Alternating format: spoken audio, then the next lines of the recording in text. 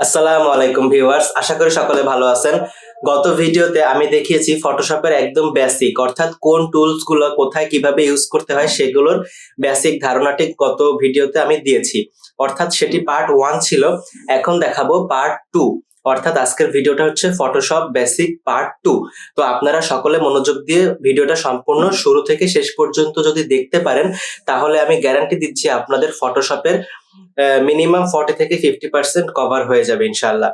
তো ভিডিওটি না টেনে সম্পূর্ণ শুরু থেকে শেষ পর্যন্ত দেখার অনুরোধ থাকবে। তো চলুন আমরা মূল ভিডিও কন্টিনিউ করি, হ্যাঁ? তো প্রথমে আমরা চলে যাব ফটোশপ সফটওয়্যারে। আমার ফটোশপ ভার্সন হচ্ছে 2024 এর ভার্সন, ঠিক আছে? তো আমি ফটোশপটি ওপেন করে নিচ্ছি। ওপেন করে নেওয়ার পর প্রথম ভিডিওতে, অর্থাৎ গত ভিডিওতে আমি আপনাদের দেখিয়েছি যে কিভাবে ফটোশপ ওপেন করতে হয়, কিভাবে সাইজ দিতে হয়, কিভাবে রেজুলেশন ঠিক করতে হয়। এটা আপনারা যারা গত ভিডিওটা দেখেননি বা আগের ভিডিওটা বা পার্ট 1 দেখেননি, তারা পার্ট 1 টি দেখে আসবেন দয়া করে, যারা একদম নতুন। আর যারা পারেন কিছুটা কিন্তু আরেকটু ভালোভাবে শিখতে চাচ্ছেন, তারা এটা কন্টিনিউ করতে পারেন। বাট এটা দেখার আগে পার্ট 1 টা দেখে আসলে এটা আপনাদের মাথায় ভালোভাবে ঢুকবে, ঠিক আছে? তো আমরা ফটোশপে চলে আসলাম। এখন আমরা এখান থেকে নিউ ফাইলে ক্লিক করব। ক্লিক করার পর আমাদের এখানে সাইজ, রেজুলেশন সবকিছুই দেওয়া আছে। আমরা এখান থেকে ক্রিয়েটে ক্লিক করব। এই যে আমি ক্রিয়েটে ক্লিক করলাম। ক্রিয়েটে ক্লিক করার পর আমি গত ভিডিওতে অর্থাৎ পার্ট 1 এ দেখিয়েছি যে কোনটা লেয়ার প্যানেল, কোনটা হচ্ছে টুল প্যানেল, ঠিক আছে? এটা হচ্ছে টুল, এটা হচ্ছে লেয়ার প্যানেল। তো মনে করুন আমি এরকম একটি আর্ট বোর্ড, এটাকে বলা হয় আর্ট বোর্ড, ঠিক আছে? এটা হচ্ছে আর্ট বোর্ড। তো এই আর্ট বোর্ডের উপরেই হচ্ছে সবাই ডিজাইন করে বা ফটোশপে ডিজাইন করতে হয় হচ্ছে এই আর্ট বোর্ডের উপরে বা এই আর্ট বোর্ডকে কেন্দ্র করে, ঠিক আছে? তো এই আর্ট বোর্ডের কালার আপনি সাদাও দিতে পারেন, কালোও দিতে পারেন, এটা আপনার ব্যক্তিগত ইচ্ছা।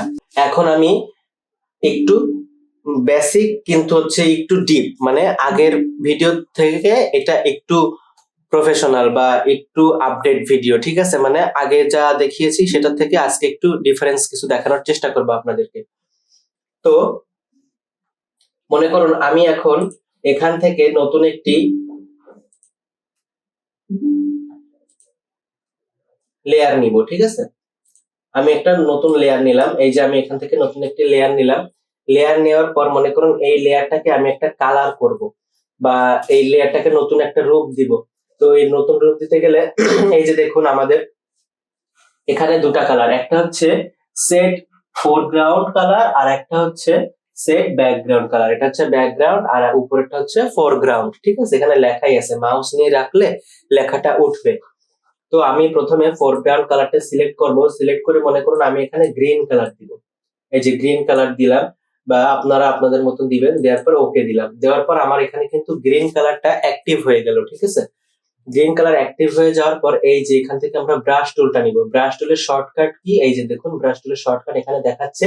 ব্রাশ টুলের শর্টকাট হচ্ছে বি। তো আমরা কিবোর্ড থেকে বি ও প্রেস করতে পারি এবং এখান থেকে এই ব্রাশ টুল এটাও সিলেক্ট করে নিতে পারি। তো আমি কিবোর্ড থেকে বি প্রেস করব। বি প্রেস করার পর এরকম আমাদের ব্রাশ টুলটা কিন্তু অ্যাক্টিভ হয়ে যাবে। আর ব্রাশ টুল অ্যাক্টিভ হয়ে গেলে হচ্ছে আপনাদের এরকম গোল হয়ে যাবে, আপনাদের মাউসের কার্সরটা এরকম গোল হয়ে যাবে, ঠিক আছে? তো এই গোলটাকে আপনারা বড় ছোট কিভাবে করবেন?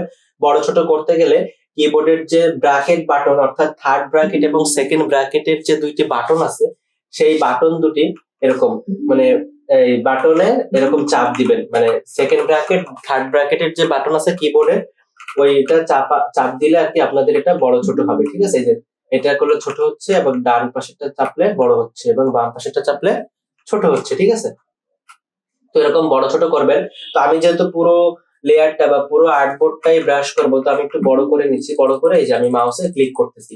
ক্লিক করলে কিন্তু আমার এখানে এই দেখুন উপরে অপাসিটি এবং ফ্লো এই দুইটাই কিন্তু কমানো আছে। অপাসিটি আছে 55% এবং ফ্লো আছে 46%। তো আমি এখান থেকে অপাসিটিটা বাড়িয়ে দিব এবং এখান থেকে ফ্লোটাও বাড়িয়ে দিব। এই যে ফ্লো বাড়িয়ে দিব। দেওয়ার পর এখন যদি আমি ক্লিক করি মাউসের, তাহলে দেখবেন এটা আরো গাঢ় হচ্ছে, ঠিক আছে? এই যে গাঢ় ভাবে আমি এটা কিন্তু কালারটা করে দিলাম। এটা কিন্তু আমাদের ব্রাশ টুলের কাজ। এরকম ব্রাশ করে কালার করাটাই হচ্ছে ব্রাশ টুলের কাজ। এবং আরো অনেক নিখুঁত কাজ আছে ব্রাশ টুলের মাধ্যমে, কিভাবে নিখুঁত কাজ করতে হয় আমি এটা পার্ট 3 তে দেখাবো। অর্থাৎ পার্ট 2 এটা, পার্ট 3 তে যে ভিডিওটা আমি আপলোড দিব ওই ভিডিওতে দেখাবো যে একটা ক্যারেক্টার বা একটা মডেল নিয়ে এসে সেই মডেলের চেহারার উপরে বা বডির উপরে কিভাবে ব্রাশ টুল দিয়ে অ্যাডজাস্ট করতে হয় কালার, সেটি আমি পার্ট 3 তে দেখাবো, ঠিক আছে? তো এখন ব্রাশ টুলের বেসিক কাজটা আমি দেখাইলাম, এটা হচ্ছে ব্রাশ টুলের একদম বেসিক কাজ, ঠিক আছে? এই যে ব্রাশ টুল দিয়ে আমি লেয়ারটা নতুন করে দিলাম। আপনারা, আমি দুঃখিত যে আমার বারবার একটা মেসেজ আসতেছে গ্রুপে, তো আমার একটা ইম্পর্টেন্ট গ্রুপ, সেখান থেকে মেসেজ আসতেছে। যদি আপনারা বিরক্ত হয়ে থাকেন আমি আন্তরিকভাবে দুঃখিত, কিন্তু আপনারা ভিডিওটা মনোযোগ সহকারে দেখবেন, ঠিক আছে? তো এই যে মনে করুন আমি ব্রাশ টুল দিয়ে ব্রাশ করে দিলাম, ব্রাশ করে দেওয়ার পর এরকম আমার নতুন লেয়ারটি কিন্তু তৈরি হয়ে গেল। এই দেখুন, এটা হচ্ছে আমার মেইন লেয়ার ছিল, আর এটা হচ্ছে উপরের আমি কেবল যে লেয়ারটি তৈরি করলাম সেই লেয়ারটি। তো এই লেয়ারটি আমি এই যে চোখ অফ করে দিলাম, এই যে চোখ অফ করে দিলাম, এটা অফ করে দিলে কিন্তু উপরের লেয়ারটি আমার অদৃশ্য হয়ে যাবে। এটা অফ করে দিলে কিন্তু উপরের লেয়ারটি অদৃশ্য হয়ে যাবে। এবং এই লেয়ারটির চোখটা যদি আমি আবার ইনাবেল করে দিই তাহলে কিন্তু লেয়ারটা আবার দৃশ্যমান হবে। এরকম ভাবে হাজার হাজার লেয়ার আপনি এই উপরে তৈরি করে কাজ করতে পারবেন, ঠিক আছে? এখানে এই যে প্লাস আইকনে ক্লিক করলে লেয়ার তৈরি হবে। এই যে ক্রিয়েট লেয়ার, এই যে লেয়ার্স, ঠিক আছে? এটা হচ্ছে লেয়ারের অপশন, এখানে ক্লিক করলে এরকম লেয়ার তৈরি হচ্ছে, দেখুন লেয়ার তৈরি হচ্ছে, একটার পর একটা লেয়ার তৈরি হবে, আপনি এক একটা লেয়ারে এক এক ভাবে কাজ করতে পারবেন, ঠিক আছে? তো এটা হচ্ছে লেয়ার তৈরি করা দেখালাম এবং ব্রাশ টুলের একটা বেসিক কাজ দেখালাম। এবার দেখাবো শেপ টুলের একটু কাজ।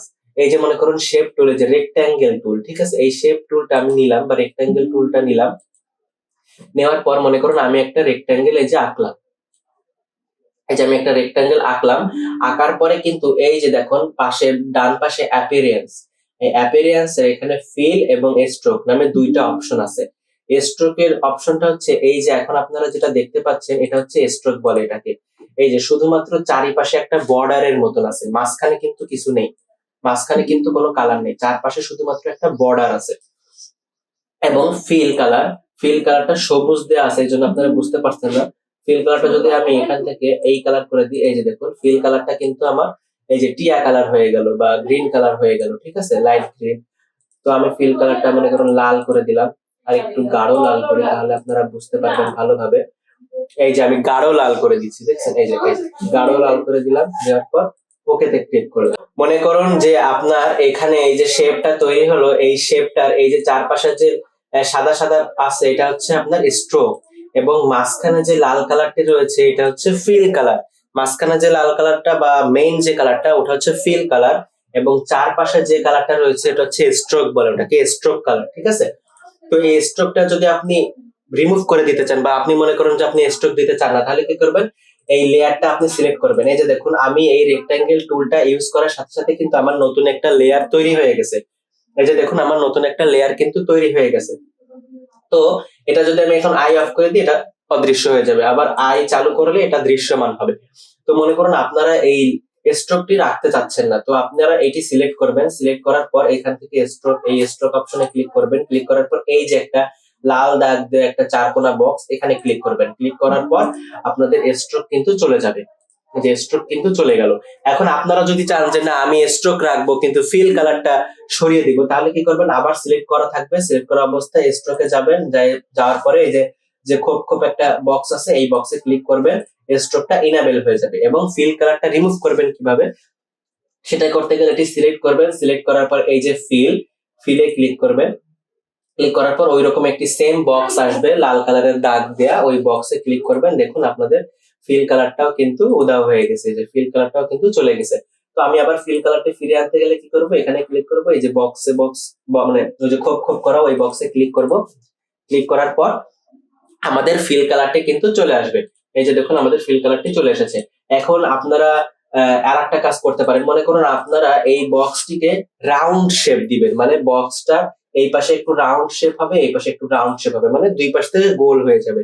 সেটা করতে গেলে কি করতে হবে? এই যে বক্সে ক্লিক করবেন, ক্লিক করার পর এই যে যে চারটা অপশন, একটা দুইটা এই পাশে আছে, একটা দুইটা তিনটা চারটা, তো এই চারটা বিন্দুর, এই চারটা বিন্দুর যে কোনো একটা বিন্দুতে মাউসের কার্সর নিয়ে যায়, মাউসের লেফট বাটন প্রেস করে এরকম নিচের দিকে টান দিবেন, এই যে নিচের দিকে টান দিয়ে ছেড়ে দিবেন। দেখুন আমাদের লেয়ারের এই বক্সটা কিন্তু মানে অর্থাৎ এই রেক্ট্যাঙ্গেল টুলটা কিন্তু গোল হয়ে যাচ্ছে, যে দেখুন গোল হয়ে গেছে।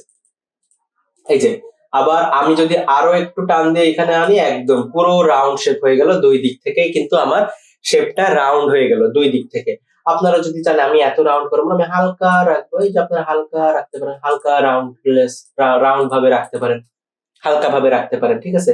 তারপর এটা যে কোনো ভাবে কালার চেঞ্জ করতে পারবেন। মনে করুন এই এই শেপটাকে আপনি এখন অনেক কিছু করতে পারবেন এই শেপটার মাধ্যমে।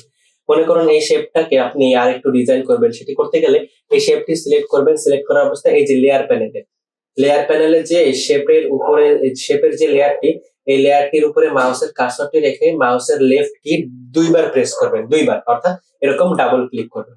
ডাবল ক্লিক করার পর এখানে অপশন ওপেন হবে, ব্লেন্ডিং অপশন।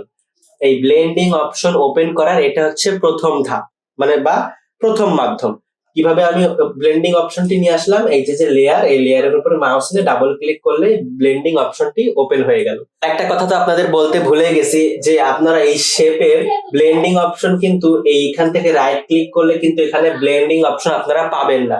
তো এই শেপের ব্লেন্ডিং অপশন ওপেন করতে হলে আপনাদের এই লেয়ারে এসে ডাবল ক্লিক করা ছাড়া কোনো উপায় নেই, ঠিক আছে। ডাবল ক্লিক করার পর এই যে আপনাদের সামনে ব্লেন্ডিং অপশনটা ওপেন হবে। ব্লেন্ডিং অপশনটা ওপেন হওয়ার পর এখান থেকে আরো অনেক অপশন আছে, এই যে বেভেল এন্ড ইমবোস, এখান থেকে আপনারা অনেক কাজ করতে পারবেন, ঠিক আছে, এটার উপরে। তো এটা আমি এখন আপনাদের দেখাবো না, এখন দেখালে এই ভিডিওটা বড় হয়ে যাবে। তো আমি এখন দেখাবো না। ব্লেন্ডিং অপশনের উপরে যদি আপনারা আলাদাভাবে ভিডিও চান, আমি আলাদাভাবে ভিডিও দেখাবো ব্লেন্ডিং অপশন দিয়ে আপনারা শেপের উপরে কিভাবে কাজ করতে পারবেন বা একটা টেক্সট কে কিভাবে ডিজাইন করতে পারবেন, সবকিছুই কিন্তু ব্লেন্ডিং অপশনের মাধ্যমে করা যায়। তো একটা কাজ আমি আপনাদের দেখাই, যে বেভেল এন্ড ইমবোস, এখানে যাবেন, এখানে ক্লিক করবেন, এই যে রাইট টিক মার্কটা, এই টিক মার্কটা দিলেই অপশনটা এনাবেল হবে। হওয়ার পর এখান থেকে অপশন রাখবেন ইমবোস, তারপর এখান থেকে সাইজ আপনারা ছোট বড় করতে পারবেন, তারপরে সফটনেস, ঠিক আছে, সফটনেস ছোট বড় করা। তারপর এখান থেকে এই যে অপাসিটিটা আপনারা কম বেশি করতে পারবেন। এখানে ব্ল্যাক কালার দেওয়া আছে, আপনারা আপনাদের মতো কালার চেঞ্জ করতে পারবেন। এই যে আমি ব্ল্যাক এর বদলে যদি হোয়াইট দিই, এখানে হোয়াইট আসবে, ঠিক আছে। তো আমি এখানে ব্ল্যাকটা দিয়ে রাখলেই ভালো হয়, ভালো দেখা যায়, সুন্দর দেখা যায়। এটা হচ্ছে ব্লেন্ডিং অপশনের এই ব্রেভেল এন্ড ইমবোস এর একটা ছোট্ট কাজ। তো এটা দিয়ে আপনারা আরো অনেক কিছু করতে পারবেন যদি আপনারা ঘরে বসে প্র্যাকটিস করেন। প্র্যাকটিস কিন্তু আপনাদের করতেই হবে, না হলে কিন্তু আপনারা ফটোশপ ভুলে যাবেন, ঠিক আছে। আমার এই ভিডিওগুলো দেখবেন এবং প্র্যাকটিস করবেন, তাহলেই আপনারা পারফেক্ট ভাবে ফটোশপ শিখতে পারবেন। তো আজকে আর আপনাদের বেশি শিখাবো না, তাহলে আপনাদের মাথার উপর থেকে চলে যাবে। আপনারা তাড়াতাড়ি কমেন্ট করুন এবং বেশি করে ভিডিওটা দেখুন, বারবার দেখুন, যাতে প্র্যাকটিস হয়, মনে থাকে যে কিভাবে ব্রাশ টুল এবং শেপ টুলের কাজ করতে হয়। এই শেপ টুল দিয়ে কিন্তু আরো অনেক টুল আছে, এই যে ইলিপস টুল দিয়ে বৃত্ত করা যাবে, ঠিক আছে। এই বৃত্তর মধ্যে আবার অনেক ডিজাইন করা যাবে, বিভিন্ন ধরনের ডিজাইন করে করে কিন্তু আমি আপনাদের দেখাবো। তো এটাই হচ্ছে পার্ট 2। পার্ট 3 যদি আপনারা চান তাহলে নিচে অবশ্যই কমেন্টে জানাবেন এবং ভিডিওতে লাইক দিবেন। যদি আপনাদের ভিডিওটি ভালো লাগে তাহলে ভিডিওটিতে একটা লাইক দিবেন। এবং আরো অনেক টুলস আছে, অনেক অপশন আছে এখানে। এই যে ফিল্টার অপশনে ক্যামেরা র ফিল্টারের অপশন আছে, ক্যামেরা র ফিল্টার দিয়ে একটা ক্যারেক্টারকে কিভাবে ডেভেলপ করতে হয়, একটা নন ডেভেলপ ক্যারেক্টারকে কিভাবে ডেভেলপ করতে হয়, মানে ডিজাইনের মধ্যে যে মডেলটা থাকে ওই মডেলটাকে কিভাবে ডেভেলপ করতে হয়, সবকিছুই কিন্তু আমি পার্ট 3 তে বা পার্ট 4 অর্থাৎ পার্ট বাই পার্ট আমি নিয়ে আসবো ফটোশপের টিউটোরিয়াল, ঠিক আছে। যদি আপনারা আমার পাশে থাকেন তাহলে। তো আশা করি আপনারা আমার পাশে থাকবেন। তো আপনারা কমেন্টে জানাবেন যে ভিডিওটি কেমন লেগেছে এবং আপনারা শিখতে পেরেছেন কিনা। তো আজকে এই পর্যন্তই, দেখাবে নেক্সট ভিডিওতে। ততক্ষণ আল্লাহ হাফেজ।